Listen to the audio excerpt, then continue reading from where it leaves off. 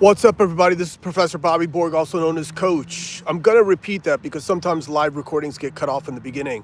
This is Bobby Borg, Professor Bobby Borg, also known as Coach, coming to you live in office hours. And today what we're going to talk about is we're going to talk about measurement strategies and also about assembling the marketing plan of attack, okay? So let's get right into this. What is measuring? Measuring is the process of putting systems in place to make sure that you are doing the right things and that you're not just doing things. Okay, let me give you an example of how this plays out. One time a student came and visited me and they said, I'm just unhappy with the amount of people that are coming to my shows. So I said, how many came? And they said 3 people showed up. And I said, okay, so how did you promote? And they said, well, we sent out our email list. So I said, okay, let's check out your email. So first of all, the email is something to be talked about, okay? But I asked them, I said, hey, do you have any like mail service that you're using, like MailChimp? And they said, yes. So I said, do you know that there's analytics built into the MailChimp? And they go, no. So I showed them, and it showed how many people actually opened the email. And literally it was like, 5 people out of like a list of 438 people. So that's pretty low. So after when I looked at the email was just ridiculous. I mean, it said yo as the subject line. And then it said like, come out to the show, y'all, this Saturday, at the whiskey or whatever. And they had, I was just like, are you for real? So first of all, what we did is we crafted a better email, right? We crafted a better email with a subject line that said specifically what the benefits are to the person that's going to open this email. And it was definitely, once you open it, it was more informational. There was a call to action and so on and so forth, right? And grabbed attention, got their interest, helped them make a decision, and helped them to take an action. It's called the IDA principle. But in any sense, he came back to me after the next gig and he was like, now 98 people opened it. So my point of measuring is, if you're not measuring to see what you're doing or see whether or not what you're doing is working, you're going to keep on doing the same wrong things, expecting different results. And that's the definition of insanity. Okay, so what we need to do is we need to put systems in place to be able to measure our marketing. All right.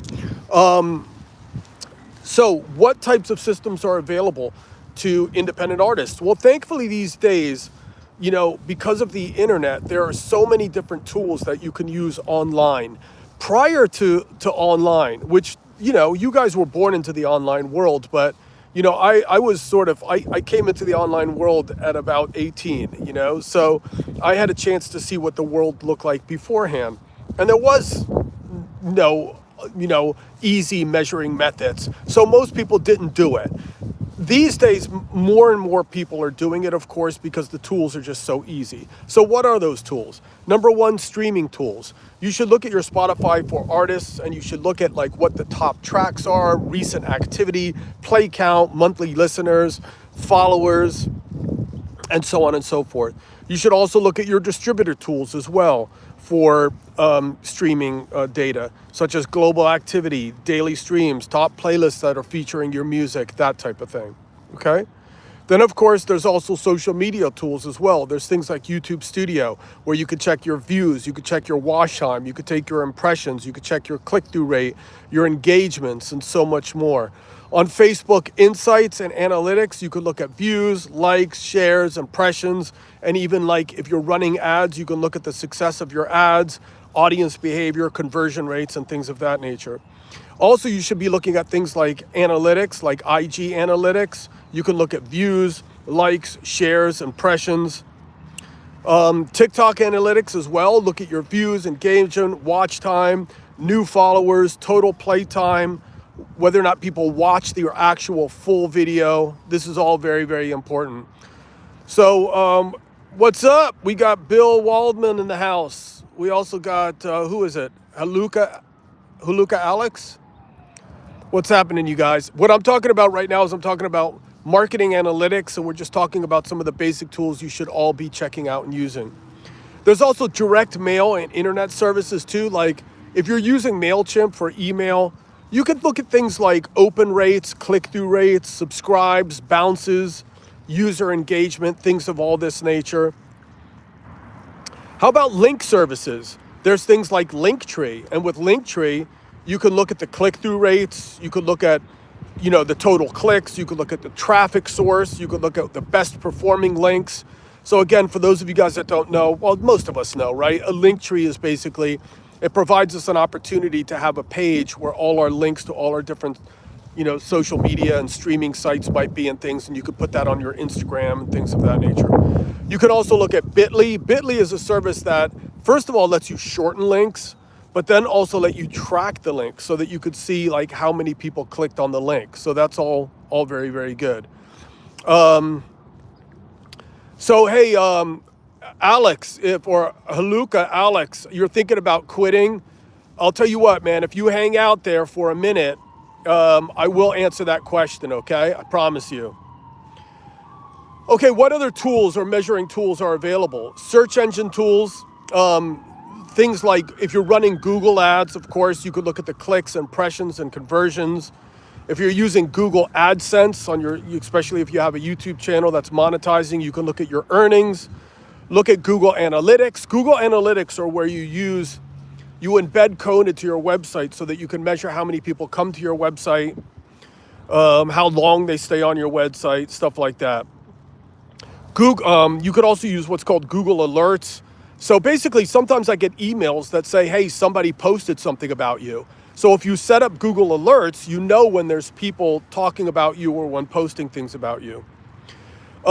You could measure sales and streams, like if you're, especially for selling physical product, after a show, count how much, how many, how many sales that you made. You could use codes like UPC codes for the record. You can use ISRC codes, of course, which you have to. You have to get that if you're releasing digital music, right? That measures your recorded song, and then ISWC codes measure the actual song. You can count inventory in the merch world. When you sell merch, typically what people do is they count the number of merch they bring into the venue, and then they count the number of merch they take out of the venue, right? That's called sort of an inventory count. You could count people. You could count the number of people on your socials, the number of people on your email lists, the number of people that come to your shows, the number of people that are in the mosh pit, the number of people that are on the dance floor, and compare that to other shows, right? To make sure, to measure, to see what you're doing and whether or not it's working. You could also use what's called the marketing information code. You could take literally a rubber stamp, and you can stamp your postcards or posters, and you can say, hey, we handed these out downtown, or we handed these out by the beach, and then tell people to bring those posters with them and give them to the doorman, and then count the number of people that come from the beach, the number of people that come from downtown. And if you look and you see nobody is coming from the beach, then don't promote at the beach anymore, because it's a waste of your time, right? You could use QR codes as a way of measuring your marketing to determine whether or not people are clicking on your links and people are interacting with you. You can also use what's called the promotional effectiveness form. So when I was graduating from Berklee College of Music, what I did is I put together a promotional effectiveness form. What I did is everybody that called me, I asked them the simple question, like, how did you hear about me? And then I marked the number of places that people were hearing about me. So if I ran a print ad, how many people that saw my print ad actually called me and then signed up for drum lessons? Or how many people from my rented mailing list called me and then signed up for drum lessons? Or how many people did I get from street flyers? And the things that were scoring the best, I kept on doing. The stuff that it wasn't scoring the best, I stopped doing. Are you guys starting to see the pattern involved here, right? You want to do the things that are working. You don't want to do the things that are not working. So Haluka, Alex, if you're listening, right, you have to measure your marketing. You might be getting frustrated because you keep on doing the same things that are not working. You have to follow the things that are working and then double down on it and do more of it. You can't keep on doing the wrong things, okay? And I'll talk more about this in a minute. You could conduct primary research. That means you could do surveys, you could do interviews, you could just observe. Sometimes people hire me and they ask me to go to their shows and stand in the back and see how people are acting when they say certain things or when they play certain songs. Or people like making comments, or they're making faces, or they're going out to smoke a cigarette, you know. You could also look at secondary sources and stuff. You could look at what media charts are saying, like Billboard Hot 100 and Spotify charts and Apple Music charts and Shazam charts and Polestar charts. These are all things that you could do to measure your marketing. And then, of course, you can also hire consultants and hire organizations to do it for you. Once you have all your measuring data in place, and you know that and this is a very, very big, important part of strategy. Now let's talk about assembling your marketing plan really quickly. So assembling your marketing plan means putting all of the things that you have on paper, because it's not on paper, it's only vapor. You got to get it out of your head and you got to write it into a plan, okay? The things that you include in your plan is a budget. And what a budget means is that you look at the costs of all the things that you said you were going to do. Like the cost of like making vinyl, the cost of making postcards, the cost of like getting an internet site, the cost of like maybe running a influencer campaign, the cost of maybe running ads on Facebook. And you add it all up because you need a budget. Then you need a schedule. You need a timeline. When are you going to execute all this stuff, right? That's another thing that people don't do. You can't just like do stuff like wake up in the morning and go, oh, I think we'll run an ad today. You got to have a strategy, peeps. You got to have that shit timed out, right? You got to plan it out, and you got to make it like make sense. And then the last thing of a marketing plan is you have to have what's called an executive summary. An executive summary is like a summary of your entire marketing plan, and it sums it up in one page so that somebody is enticed to read your marketing plan. Somebody like an investor, someone like a manager, someone like a, maybe another band member you're trying to get to join the group or something of that nature. Okay, you guys, so we talked about measurement today, and we also talked about putting together marketing plans today. Of course, I'm only doing this in brief because this is just open hours. But to close, I just want to talk real quick about the process of what's called execution. And execution is the process of getting things done. And this is really talking a lot to Alex, or Huluka Alex, I think the name is, right? So a couple things that are very, very important to executing is, make sure that you have a solid plan in place. You have to have a plan, Huluka and everybody else watching this. You have to have a plan of attack. You can't just, like I said, you can't just wake up in the morning and do stuff. You've got to have a plan, okay? The next thing is you have to have a little bit of money that you set aside to execute your plan. You can't do this for $0. You know what I'm saying? It's like, you got to there's a lot of free DIY tools that you can use, but you have to put a little bit of an investment into getting a website hosted and running ads and maybe doing an influencer campaign or something of that nature. Don't expect anyone to just come and save you. You have to take control of your career and save yourself.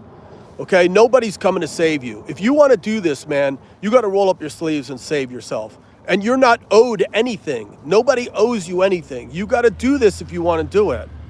Number 4, get out of your own head, man. Like when you wake up in the morning, like avoid those voices in your head that says, quit, you're wasting your time, you're no good. You got to counter that with the other side of your brain. You got to say, shut up, other side of my brain. And you just got to do it, man. If you have a good plan and you execute properly, there's no reason why you shouldn't be able to get, further your career. You need to be in this for the long haul. You can't just be in this for a couple weeks or a couple months or a couple years. Some people take decades before they make it. And I know that sounds scary, right? But the people that really want it keep on going. You always have to follow up. You can't just do stuff and then not follow up. So for example, you're listening to this podcast right now, or you're listening to this live screening, right?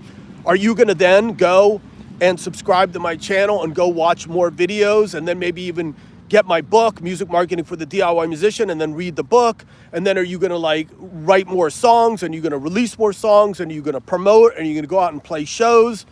Are you going to do that or not?